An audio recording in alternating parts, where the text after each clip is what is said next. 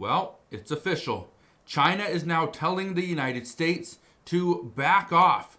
They say they are not afraid of war.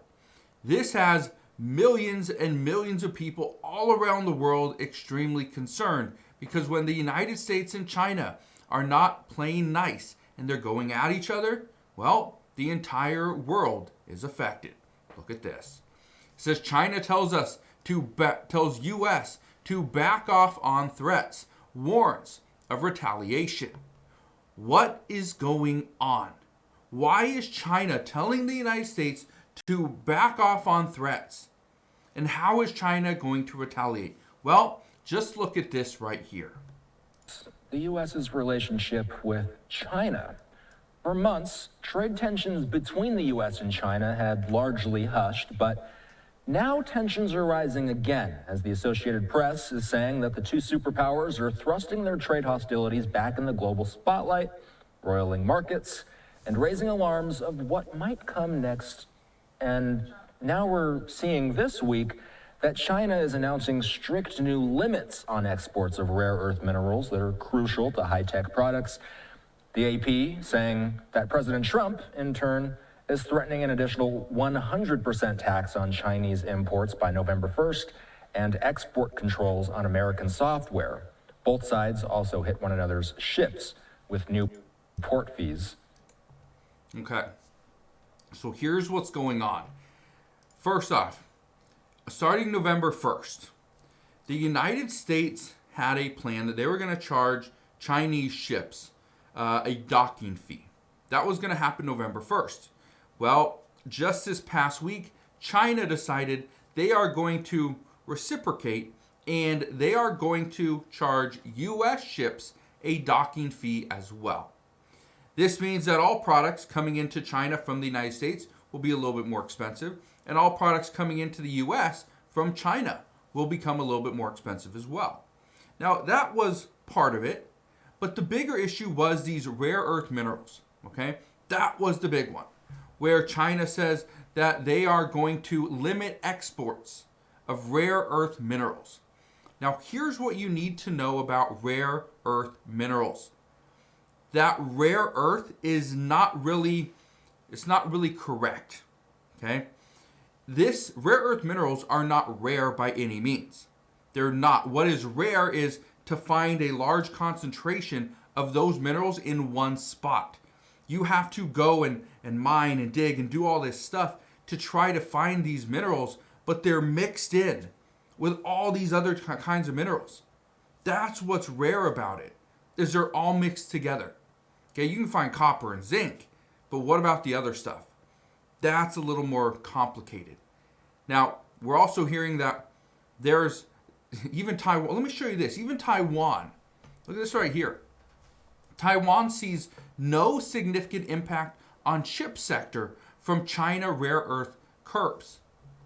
For the chip sector, keep in mind, we don't use some of the minerals that China is going to be their kind of limit, their export limits. These aren't things we really use in chips. These are things we use in like consumer goods like electronics, cell phones, computers, EVs, okay, hybrid vehicles. That's what we use them for. Our defense system, that's a big one. Okay, we use them for defense. We use them for windmills and things like that. That's what we're using some of their rare earth minerals for. So just keep in mind, as they put this kind of kibosh on some of their minerals, it's going to hurt us a little bit, but not as much as people think. This is what's going to hurt us. China vows to stand firm against President Trump's 100% tariff threat. China says, we do not want a tariff war, but we are not afraid of one. Yeah. What happened this past week? President Trump came out and said he is going to impose a 100% tariff on Chinese imports above whatever tariff they currently have. Okay? That is their punishment. 100% tariffs on top of the tariffs that they currently have. That obviously is frustrating as a U.S. consumer because that means our prices are going to go up even more. A lot of what we consume here in the United States is coming from China. This is also one of the reasons why President Trump made it very clear we need to produce more here inside the United States. Look at this right here. It says the back and forth threatens to derail a possible meeting between Trump and Chinese leader Xi Jinping and end a truce in a trade war in which new tariffs from both sides briefly topped 100% in April. Remember, the United States had a tariff of 145% for Chinese goods. Yeah, stores weren't buying inventory from China. Shelves were empty. Okay, there was a time where shelves were empty in certain stores.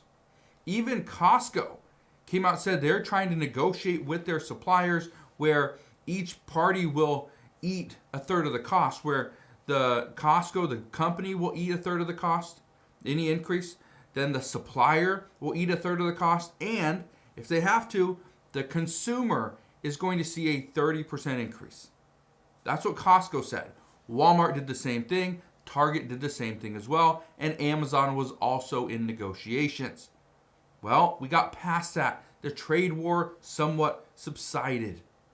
And now here we are, back at it again. Goes on to say, Trump has raised taxes on imports from many U.S. trading partners since taking office in January, seeking to win concessions. China has been one of the few countries that hasn't backed down, relying on its economic clout. Goes on to say, frequently resorting to the threat of high tariffs is not the correct way to get along with China. Okay. Says if the United States, if the U.S. side obstinately insists on its practice, China will be sure to resolutely take corresponding measures to safeguard its legitimate rights and interests. In addition to the 100% tariff, Trump threatened to impose export controls on what he called critical software without specifying what that means. Okay. Does say both sides are accusing the other of violating the spirit of the truce by imposing new restrictions on trade. Now, here's the interesting thing. The American people are going to be impacted by this. So will the Chinese economy. But here's the interesting thing. How do we get away from this? And this is what President Trump said in his first term. President Trump said we cannot be reliant on China. We can't. We have to be self-sufficient here in the United States. And if we're not, we will always have to bend and break as a result of what China's doing. Which is why President Trump has been very clear. We need more manufacturing right here in the United States. We need to produce more of our goods right here. We need to pump more oil. We need to make sure we have access to these rare earth minerals. We can't rely on China. That's what he said in his very first term, and he's following up this term as well. I want to show you something else. Okay? Look at this right here.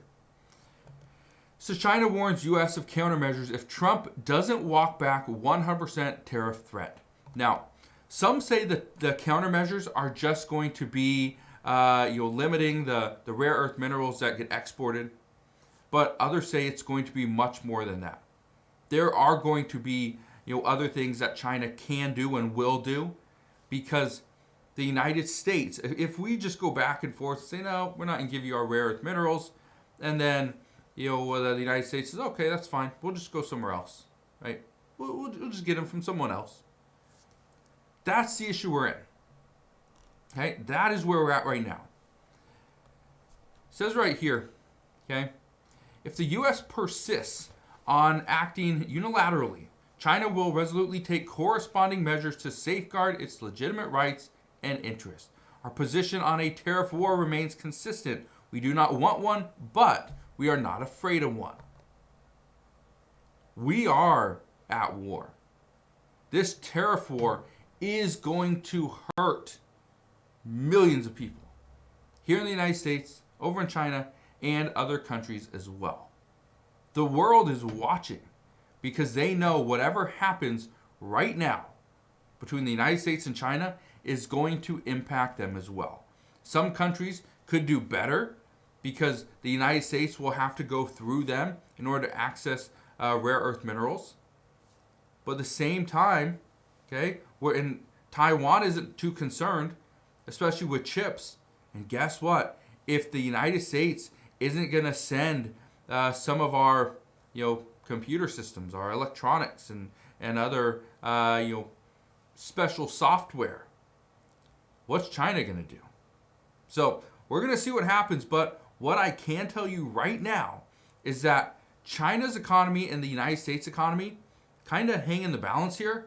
But based off what many experts and economists are saying, is that the United States is better positioned to take this on than China.